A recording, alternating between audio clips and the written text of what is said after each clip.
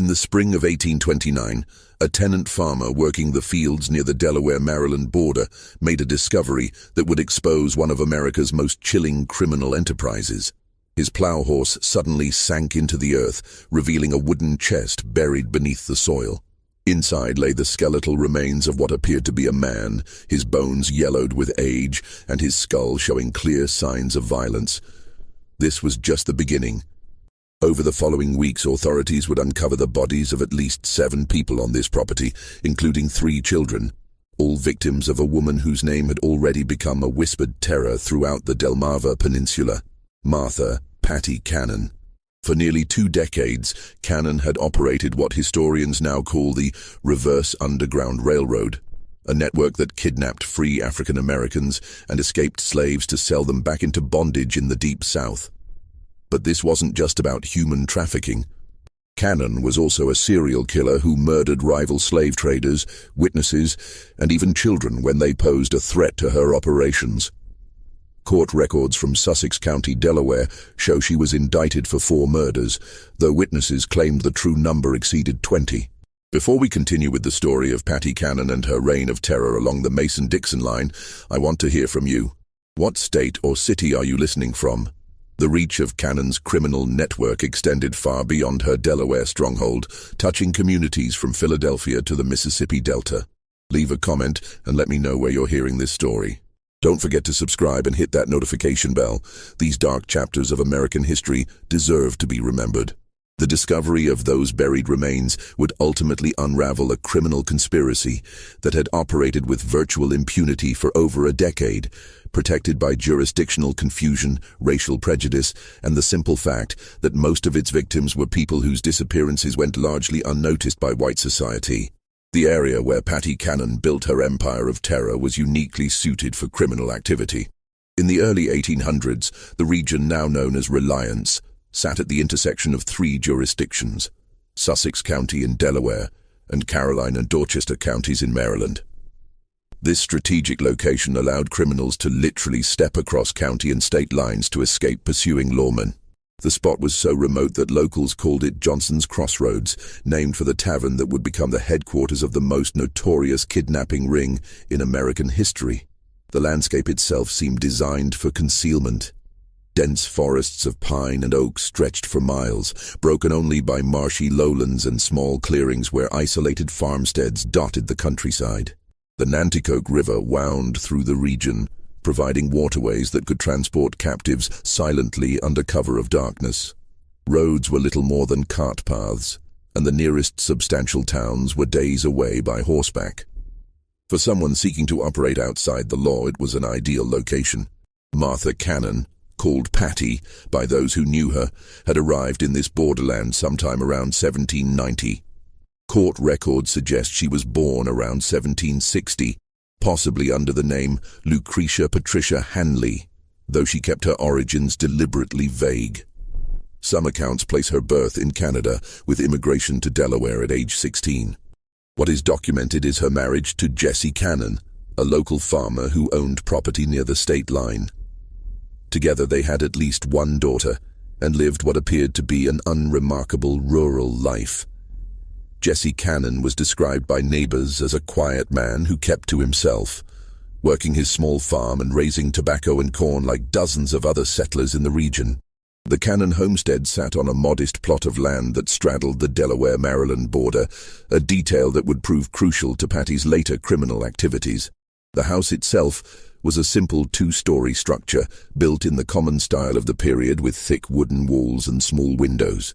What neighbors didn't know was that this seemingly ordinary home would soon house secret rooms and hidden spaces designed to conceal kidnapped human beings. But beneath this veneer of normalcy lay something far darker. The early 1800s marked a crucial period in American slavery, when Congress banned the importation of enslaved people from Africa in 1808. The demand for human labor in the expanding cotton fields of Alabama, Mississippi, and Georgia created a lucrative domestic market. A healthy adult slave who might have cost $300 before the ban now sold for over $1,000 in the Deep South. This price surge created powerful incentives for criminals willing to traffic in human misery. The economic transformation of the South following the invention of the cotton gin had created an insatiable demand for enslaved labor. Cotton production was expanding rapidly across the Gulf Coast states, and planters were willing to pay premium prices for workers. The legal ban on importing slaves from Africa meant that the only source of new enslaved people was the domestic population, either through natural increase or through the capture and re-enslavement of free African Americans. The Delmarva Peninsula was particularly vulnerable to these predators. Following the Revolutionary War, many enslaved people had been freed by their owners, either through gradual emancipation laws or individual acts of manumission. Maryland and Delaware had substantial populations of free African Americans who worked as laborers, artisans, and small farmers. These communities, while legally free, lived in constant fear. They had no powerful protectors, limited legal recourse, and their disappearances often went unreported or uninvestigated by white authorities who viewed them as less than fully human. The legal status of free African Americans in the early 1800s was precarious at best. While they were not enslaved, they possessed few of the rights enjoyed by white citizens. They could not vote, serve on juries, or testify against white defendants in most courts. Their freedom could be challenged at any time, and they were required to carry papers proving their status. For criminals like Patty Cannon, these legal vulnerabilities created opportunities for exploitation. Into this environment stepped Patty Cannon, a woman who would prove that evil recognizes no gender boundaries. Contemporary accounts describe her as a large, physically imposing woman with unusual strength for her gender. She stood nearly 6 feet tall in an era when most women barely reached 5 feet, and she possessed what neighbors described as an intimidating presence. Her voice was reportedly deep and commanding, and she had a reputation for violent outbursts when crossed. Her husband, Jesse, died under mysterious circumstances around 1826. Some later claimed she poisoned him, leaving her a widow with complete control over the family property. By this time, she had already begun forming the criminal connections that would make her name synonymous with terror. Local law enforcement was virtually non-existent in the rural border region, and what little authority existed was often corrupt or simply overwhelmed by the scale of criminal activity. The social dynamics of the region also favored criminal enterprises. The white population was sparse and often transient, consisting largely of small farmers, laborers, and people seeking to escape their pasts in more settled areas. There was little sense of community cohesion, and neighbors often minded their own business regardless of what they might suspect about their neighbors' activities. This isolation and indifference would prove crucial to Cannon's ability to operate undetected for so many years.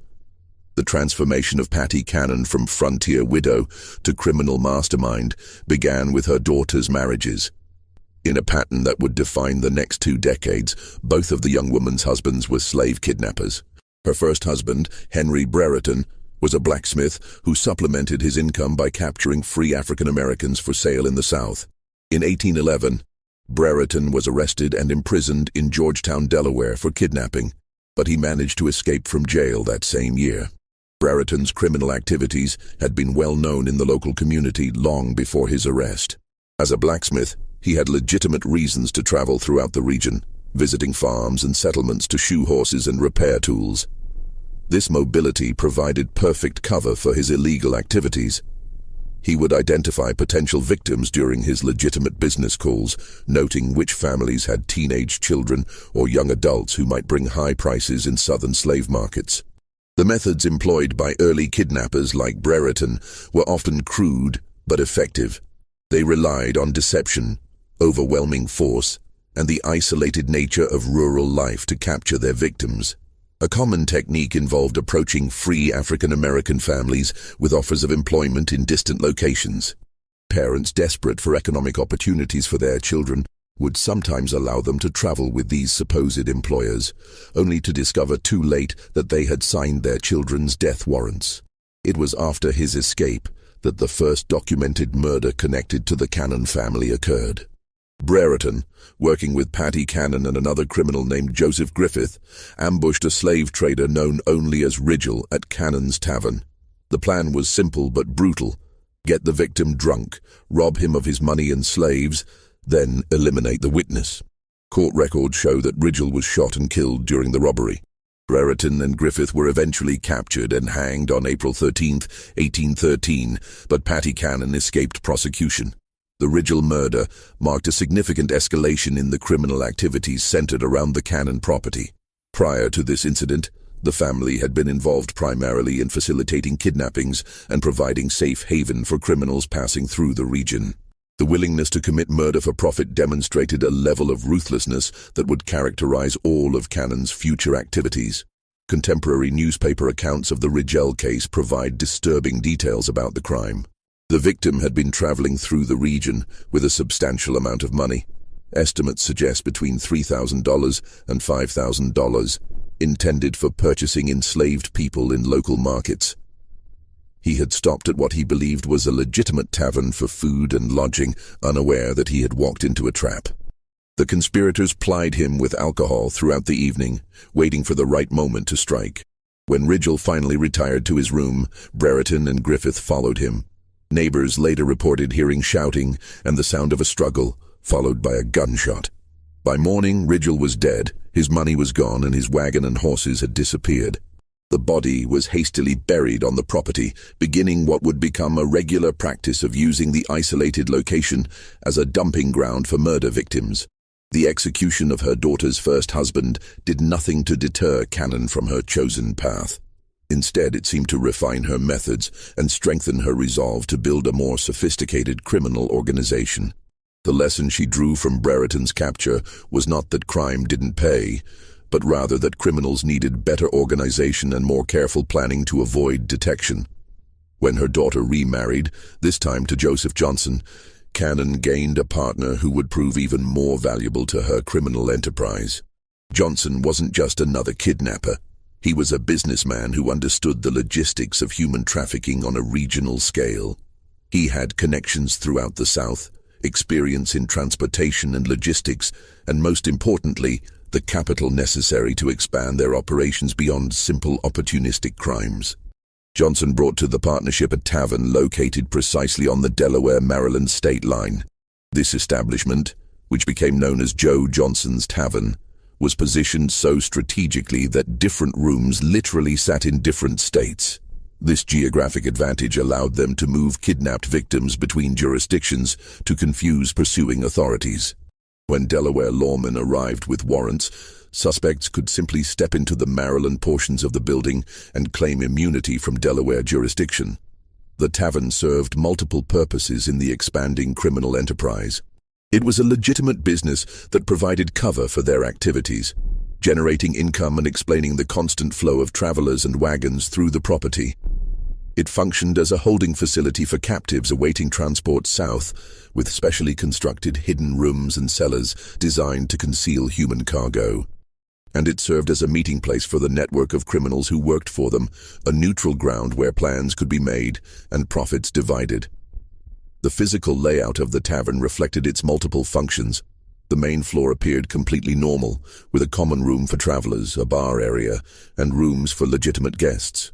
But beneath the building lay a series of cellars and tunnels that had been specially constructed for hiding kidnapped people. These underground spaces were accessible through concealed entrances and were designed to muffle sound and prevent escape. Iron rings set into stone walls provided anchor points for chains, while small ventilation shafts ensured that captives wouldn't suffocate during long periods of confinement. The gang that assembled around Cannon and Johnson was remarkably diverse for its time. It included white criminals like Henry Carr, mixed-race decoys such as John Purnell, who used multiple aliases, and even enslaved people forced to participate in capturing others. This multiracial composition was strategic. African-American gang members could approach potential victims without immediately raising suspicions, while white members handled negotiations with buyers in the Deep South. John Purnell, described in court records as a yellow man or mulatto, was particularly valuable to the organization. His mixed racial heritage allowed him to move between white and African-American communities with relative ease. He maintained multiple identities and could present himself as either a free person of color seeking work or a light-skinned white man conducting business, depending on the situation.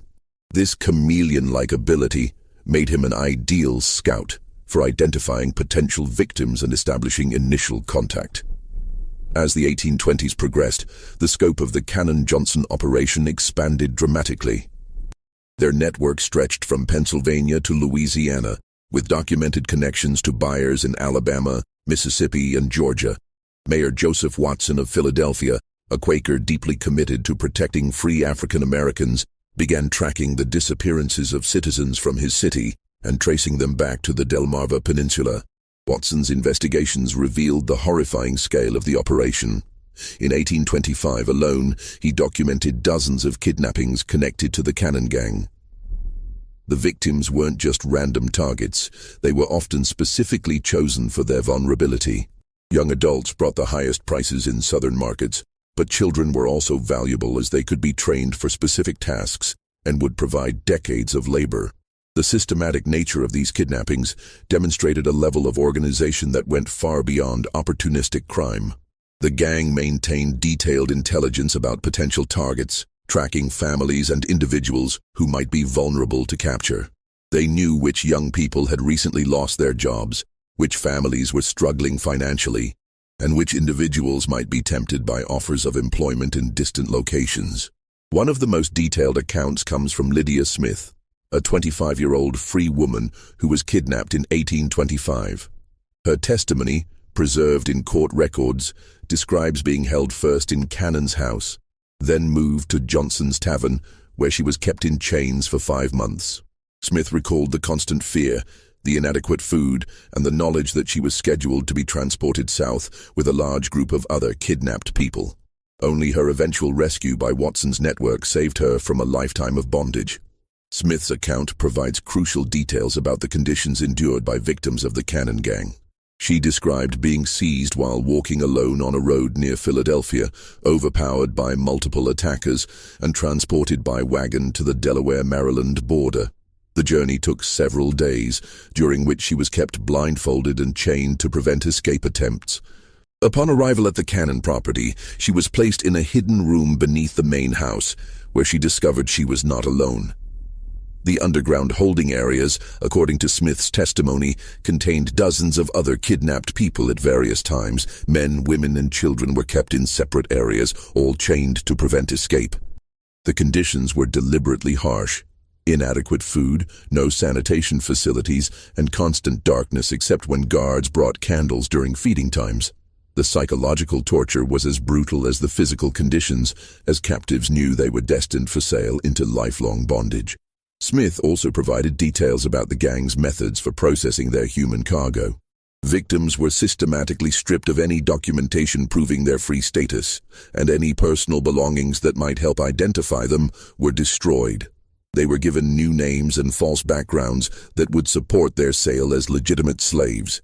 Those who resisted or attempted to maintain their true identities were beaten until they complied. The gang's operations were an open secret in the local community. Neighbors knew that people disappeared near the Cannon property, that wagons arrived at odd hours, and that Johnson's Tavern hosted suspicious meetings. But the victims were African Americans in a society where their word carried little weight against that of white criminals. Local law enforcement, when it existed at all, showed little interest in investigating crimes against people they viewed as inherently suspicious. The complicity of the local white community in the gang's activities went beyond mere indifference. Some neighbors actively supported the criminal enterprise, either through direct participation or by providing information about potential victims. Local merchants supplied the gang with provisions, asking no questions about the source of their payment. Even some law enforcement officials were suspected of taking bribes to look the other way when suspicious activities were reported. This indifference changed only when white victims entered the equation.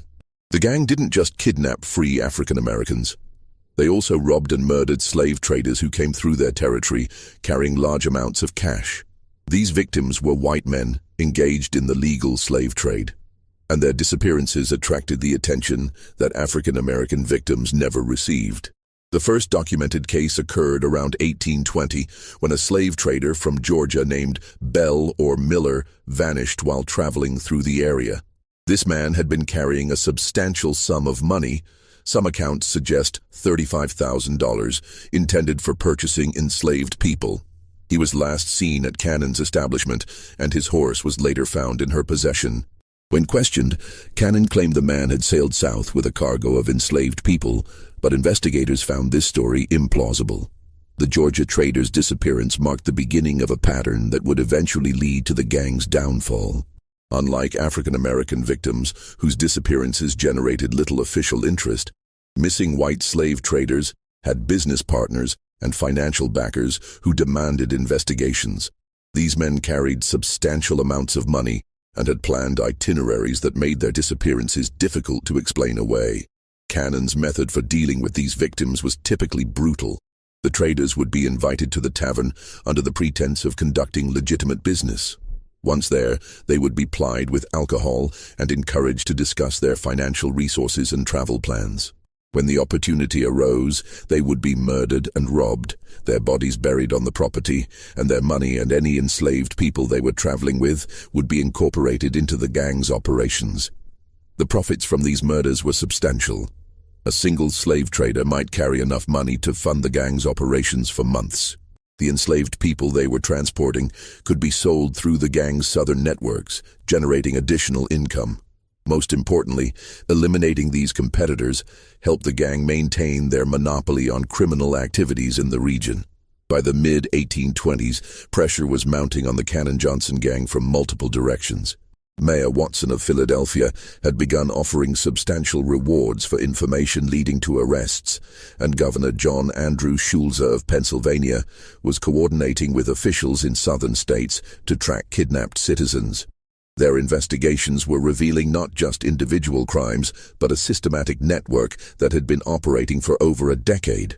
The reward offered by Watson, $500 for information leading to arrests, represented a substantial sum for the period, equivalent to several months' wages for most working people. This financial incentive began to loosen tongues in communities that had previously remained silent about the gang's activities. Former associates, dissatisfied gang members, and even some victims who had managed to escape began providing information to authorities. The gang's response to this pressure was characteristically violent. Rather than scaling back their operations, they began eliminating potential witnesses more aggressively.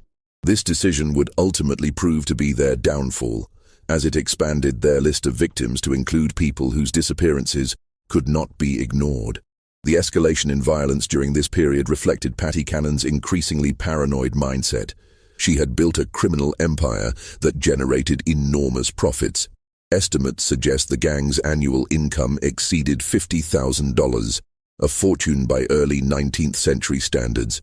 But this success had made her a target for law enforcement attention, and she became convinced that former associates posed an existential threat to her operations.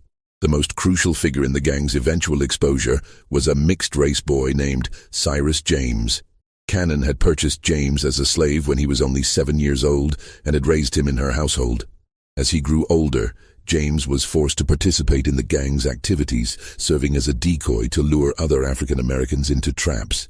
His intimate knowledge of the gang's operations, combined with his growing revulsion at the violence he witnessed, made him both an invaluable asset and a potential liability.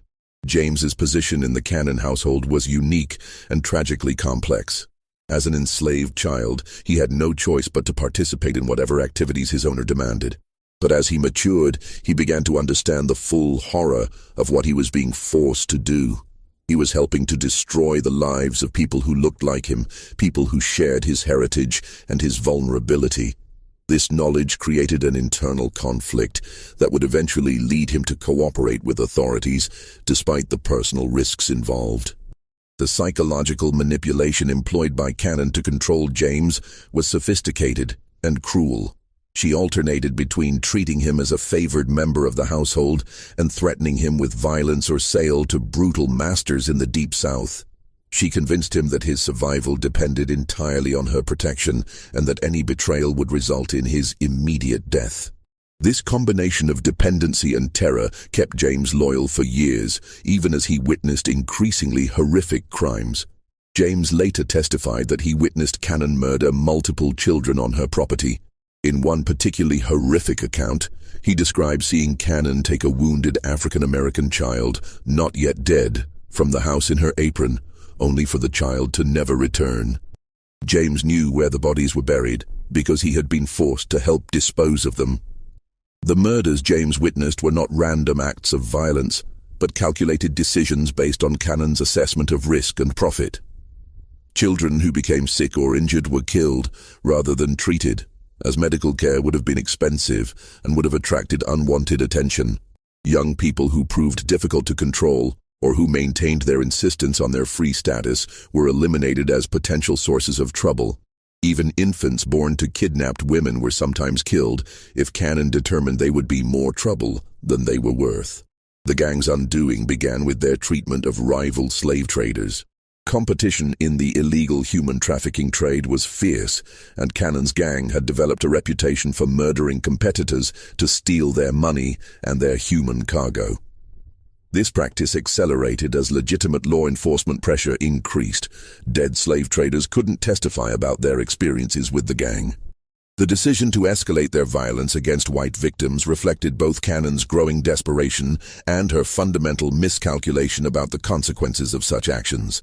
She had operated for so long with impunity that she believed herself untouchable. The murder of African Americans had generated no serious law enforcement response, so she assumed that the same would be true for white victims. This assumption would prove fatal to her criminal enterprise.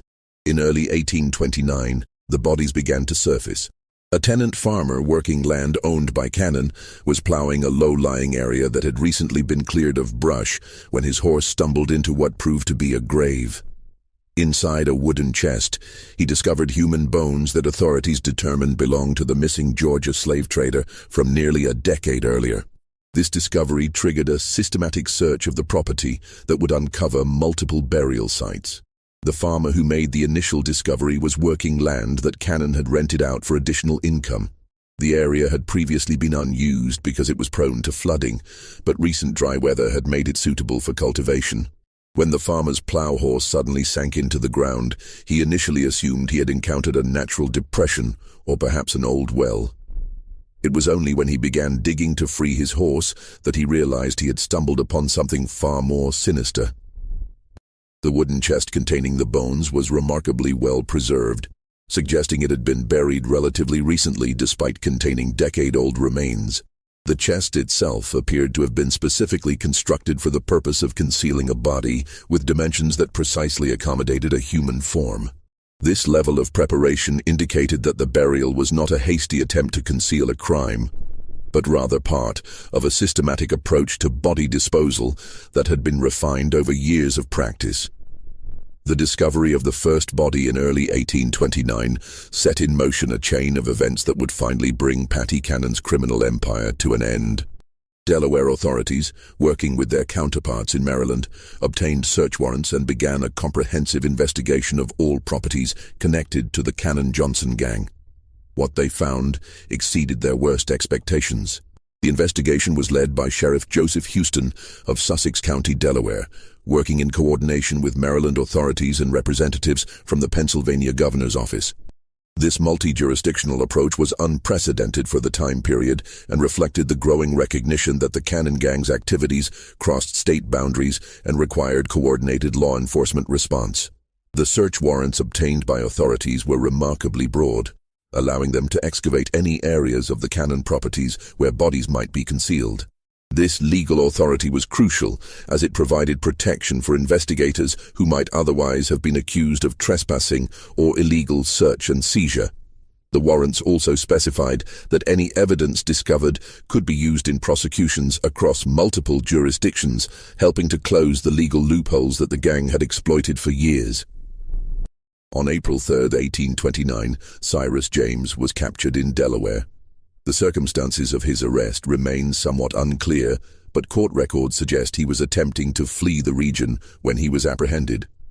Faced with overwhelming evidence and the prospect of execution, the young man who had been forced into a life of crime as a child made a fateful decision. He would cooperate with authorities and reveal everything he knew about Patty Cannon's operations.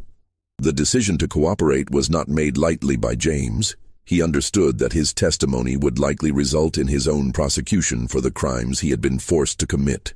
But he also recognized that continued silence would mean protecting the woman who had enslaved him and forced him to participate in the destruction of countless other lives. His cooperation represented not just a legal strategy, but a moral choice to finally break free from the psychological control that Cannon had maintained over him for years. James's testimony was devastating. Speaking to Justice of the Peace in Seaford, Delaware, he provided detailed accounts of murders spanning nearly a decade. He told investigators that Joseph Johnson, his brother Ebenezer Johnson, and Patty Cannon had shot the Georgia slave trader while he was eating supper at Cannon's house. He had watched them carry the body to a wooden chest and bury it on the property. But this was just the beginning of his revelations. The level of detail in James's testimony was extraordinary and provided investigators with their first comprehensive understanding of the gang's operations. He was able to describe not just individual crimes, but the systematic methods employed by the gang over many years. He knew the locations of burial sites, the identities of other gang members, the routes used to transport kidnapped people, and the networks of buyers and sellers that stretched across multiple states. Following James's directions, authorities began excavating the Cannon property systematically. In a garden area, they found the body of a young mixed-race child.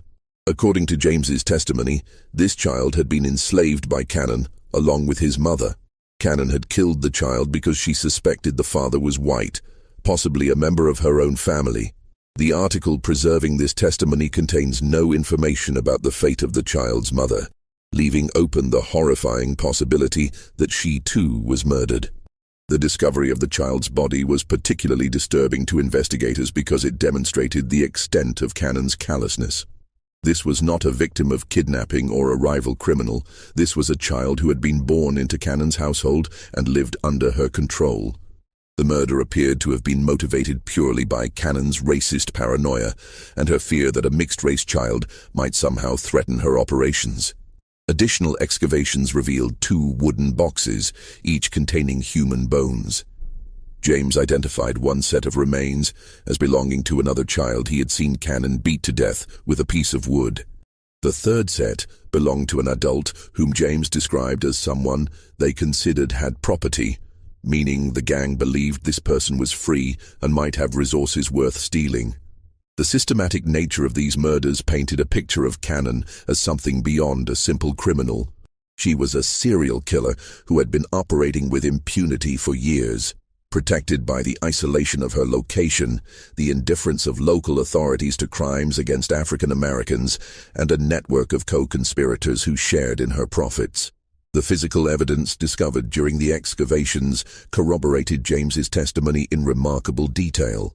The wooden boxes used to contain bodies were of similar construction, suggesting they had been specifically manufactured for the purpose of concealing murder victims. The locations of the graves followed a pattern that indicated systematic planning rather than random burial. Most disturbing, the condition of the remains suggested that some victims had been buried while still alive. As news of the discoveries spread, other witnesses began coming forward. People who had lived in fear of Cannon for years suddenly found the courage to speak. Their testimonies revealed additional victims and provided details about the gang's methods that corroborated James's account. Among these new witnesses was Thomas Freeman, a free African American who had been approached by gang members in 1827 but had managed to escape. Freeman testified that he had been offered work in Georgia and had been traveling toward the Cannon property when he became suspicious of his escort's behavior. He managed to slip away during a rest stop and spent several days hiding in the woods before making his way back to Philadelphia. Freeman's testimony was significant because it provided insight into the gang's recruitment methods. He described how the initial approach had seemed completely legitimate. He had been struggling to find work in Philadelphia when a well-dressed man approached him with an offer of employment on a Georgia plantation. The wages offered were generous, and transportation was to be provided free of charge. It was only during the journey that Freeman began to notice inconsistencies in his escort's stories and became suspicious of their true intentions. The scope of the investigation expanded beyond Delaware. Authorities in Maryland began examining properties owned by gang members, while officials in Pennsylvania coordinated efforts to document the full extent of the kidnapping network. Just when we thought we'd seen it all, the horror in Sussex County intensifies. If this story is giving you chills, share this video with a friend who loves dark mysteries, hit that like button to support our content, and don't forget to subscribe to never miss stories like this. Let's discover together what happens next in the final chapter of Patty Cannon's reign of terror. The coordination between different jurisdictions represented a new approach to law enforcement that would later become standard practice. For the first time, authorities were treating the Cannon gang as what it truly was, an interstate criminal conspiracy that required federal-level response. This recognition led to the involvement of officials from Washington, D.C., and marked the beginning of what would eventually become coordinated federal law enforcement efforts against organized crime. On April 13, 1829, a grand jury of 24 white men in Delaware handed down indictments against Martha Patty Cannon on 4 counts of murder. The charges were signed by James Rogers, the Attorney General of Delaware, and represented the first time any member of the notorious gang had faced serious legal consequences for their crimes against African Americans. The composition of the grand jury itself was significant for the period. All 24 members were white males, as required by Delaware law, but they represented a cross-section of the state's population, including farmers, merchants, and professionals. The fact that this jury was willing to indict a white woman for the murder of African Americans marked a notable shift in legal attitudes, driven largely by the overwhelming evidence presented and the interstate nature of the crimes. The indictments were remarkably specific for the era. Cannon was charged with the murder of an infant female on April 26, 1822, a male child on the same date, an adult male on October 1, 1820, and a Negro boy on June 1, 1824. Each charge carried the death penalty, and the evidence against her was overwhelming. The specificity of these charges reflected the thorough investigation conducted by authorities.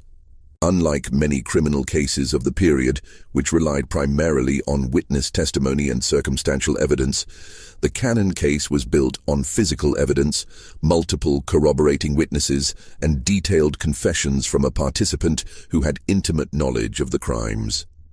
This combination of evidence types made the case virtually impossible to defend against. Cyrus James's testimony formed the backbone of the prosecution's case.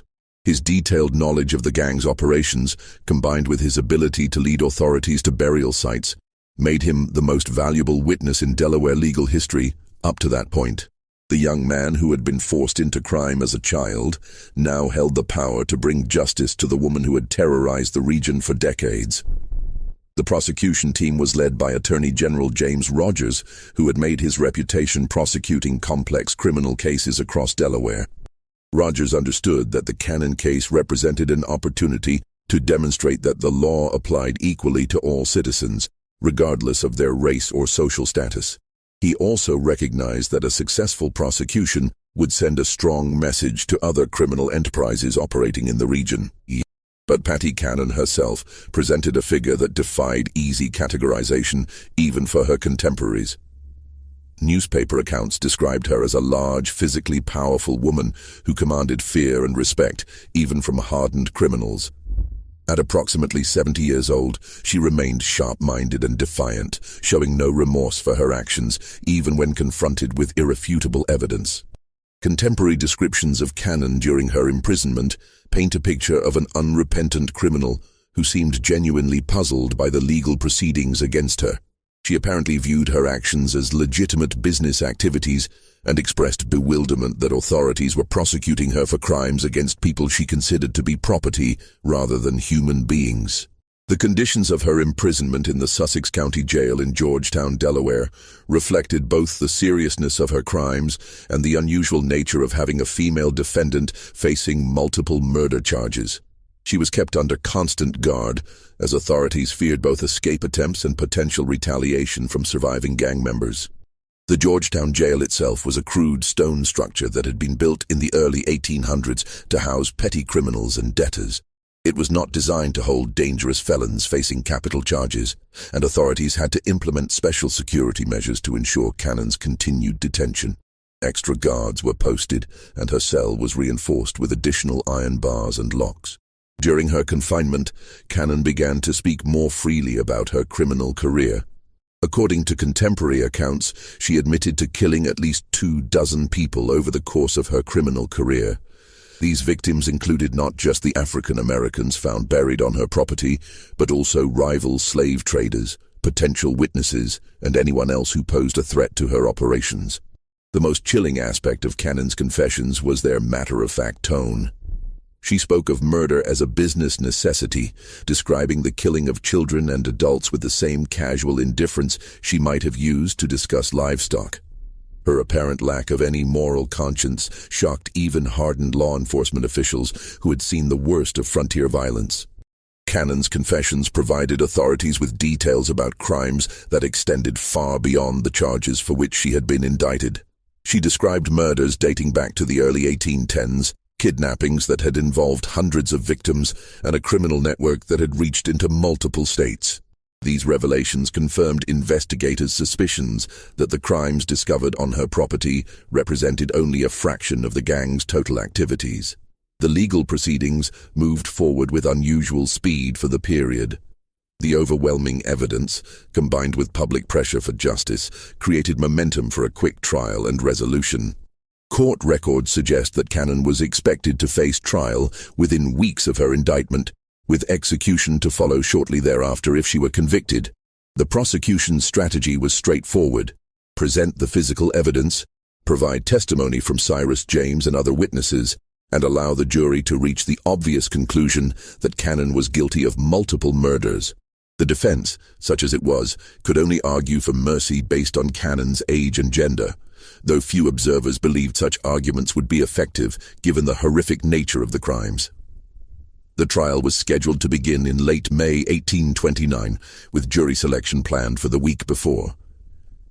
Legal observers from across the region were expected to attend, as the case represented one of the most significant criminal prosecutions in Delaware history. Newspapers as far away as Philadelphia and Baltimore were planning extensive coverage of the proceedings. The legal proceedings against Patty Cannon would never reach their intended conclusion. On May 11, 1829, approximately 3 weeks before her scheduled execution, jail guards found her dead in her cell. The official cause of death was listed as suicide by poison, though the exact circumstances remain unclear. Some accounts suggest she had been smuggled arsenic by sympathizers, while others propose she had been hoarding medication for weeks. The discovery of Cannon's body sent shockwaves through the Georgetown jail and the broader community. Guards making their regular morning rounds found her lying on the floor of her cell, apparently having died sometime during the night. There were no signs of struggle or violence, and the cell remained securely locked from the outside. The only evidence of what had occurred was a small vial found hidden in her clothing, which later analysis suggested had contained arsenic. The question of how Cannon obtained the poison remained a mystery that investigators never fully resolved.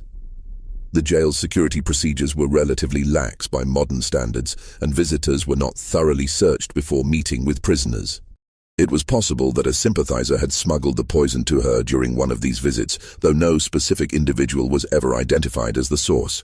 Some contemporaries speculated that Cannon had been planning her suicide from the moment of her arrest. She had witnessed the execution of her daughter's first husband and understood exactly what fate awaited her if she were convicted.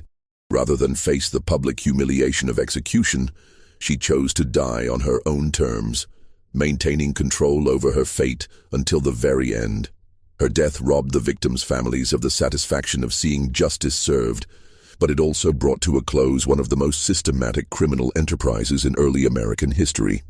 Court records show that Cannon's death effectively ended the reverse Underground Railroad that had operated along the Delmarva Peninsula for nearly 2 decades.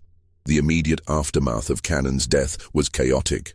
Authorities had been preparing for what they expected to be the most significant criminal trial in Delaware history, and her suicide left them with unresolved questions about the full extent of her criminal network. The investigation into her activities continued for several months, But without her testimony, many details about the gang's operations remained unclear. The fate of her surviving co-conspirators varied. Joseph Johnson, her son-in-law and primary partner, had fled to Alabama or Mississippi before the investigations began. His brother Ebenezer also escaped to the Deep South, where they presumably continued their criminal activities beyond the reach of Delaware authorities. Local law enforcement made half-hearted attempts to pursue them, but the jurisdictional complications and vast distances involved made successful prosecution unlikely. Only Cyrus James, the enslaved boy forced into crime, remained to face justice, and his cooperation with authorities ultimately led to his freedom rather than execution. The Delaware courts, recognizing that James had been coerced into participating in the gang's activities and that his testimony had been crucial to uncovering the crimes, granted him his freedom and provided him with protection from retaliation. James's fate after the trial represented one of the few positive outcomes from the entire tragic episode. He was relocated to Pennsylvania, where abolitionists helped him establish a new identity and begin a legitimate life. Some accounts suggest he later became active in the Underground Railroad, using his knowledge of criminal networks to help legitimate efforts to assist escaped slaves. The investigation revealed that the Cannon-Johnson gang had been responsible for the kidnapping of hundreds of free African Americans over the course of their operations. While exact numbers remain disputed, conservative estimates suggest they trafficked between 500 and 1,000 people into slavery in the Deep South.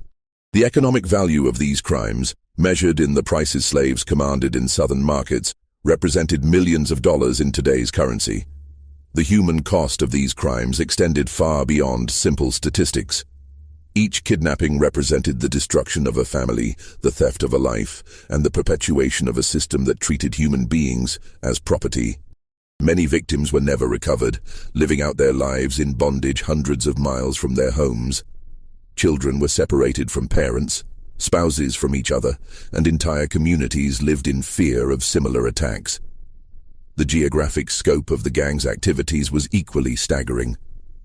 Evidence collected during the investigation showed connections to criminal networks operating from New York to Louisiana. The Cannon gang had been part of a larger system of illegal human trafficking that exploited the jurisdictional confusion and limited law enforcement capabilities of the early 19th century. Patty Cannon's body was initially buried in the graveyard of the Georgetown jail where she died. The burial was conducted without ceremony, reflecting the community's desire to forget the horrors associated with her name. When that land was later developed into a parking lot in the 20th century, her remains were moved to a potter's field near the new prison. In a bizarre twist that reflects the sensationalist attitude toward her crimes, her skull was separated from the rest of her remains and put on display in various venues over the years. As recently as 1961, it was on loan to the Dover Public Library, serving as a macabre reminder of one of Delaware's darkest chapters. This treatment of her remains, while disturbing by modern standards, reflected the public's continued fascination with her crimes and their desire to remember the horrors she had perpetrated. The legacy of Patty Cannon extends far beyond her individual crimes. Her story illustrates the systematic violence that underpinned American slavery, the vulnerability of free African Americans in the antebellum period, and the ways that geographic and legal loopholes could be exploited by sophisticated criminals. The reverse Underground Railroad she operated represented the dark mirror image of the networks that helped enslaved people escape to freedom. A reminder that for every story of liberation, there were countless others of re-enslavement and death. Modern historians continue to study the Cannon case as an example of how criminal enterprises could flourish in the gaps between legal jurisdictions. Her ability to operate for nearly 2 decades despite the knowledge of local communities demonstrates the combination of racism, legal limitations, and economic incentives that allowed such horrors to continue. The case also highlighted the limitations of early 19th century law enforcement. The lack of coordination between different jurisdictions, the absence of professional police forces, and the limited communication capabilities of the period all contributed to the gang's ability to operate with impunity.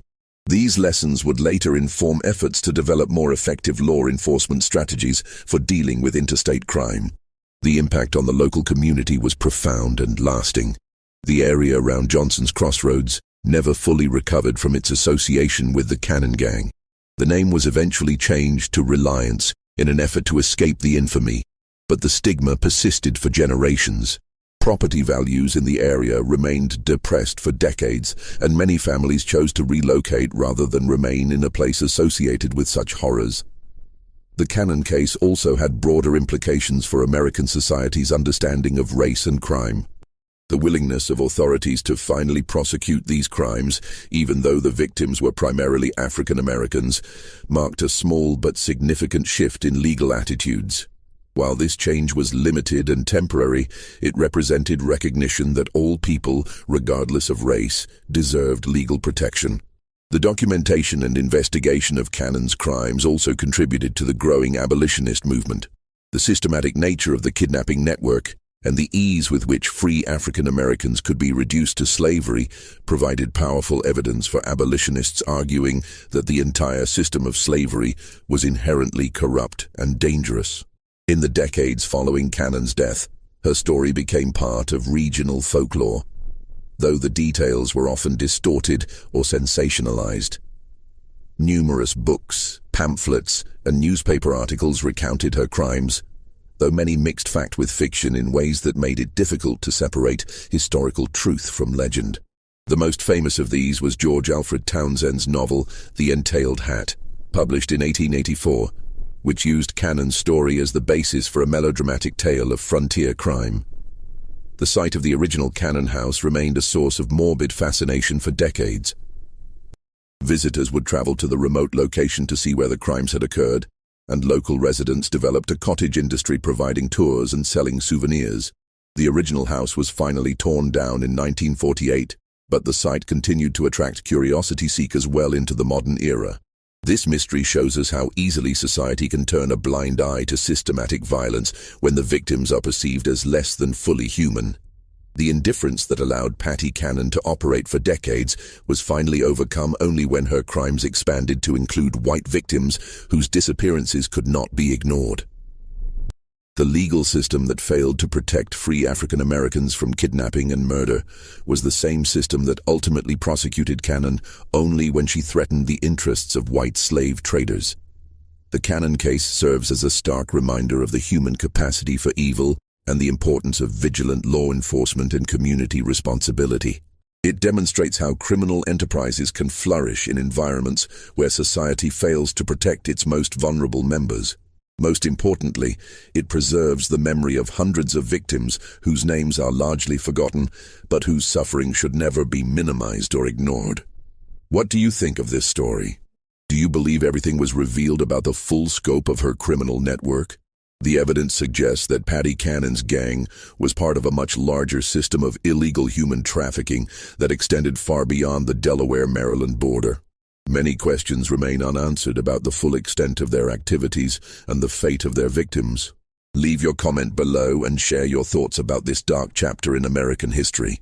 If you enjoyed this tale and want more horror stories from America's hidden past, subscribe, hit the notification bell, and share with someone who loves mysteries from our nation's forgotten crimes. See you in the next video, where we'll explore another terrifying true story from the shadows of American history.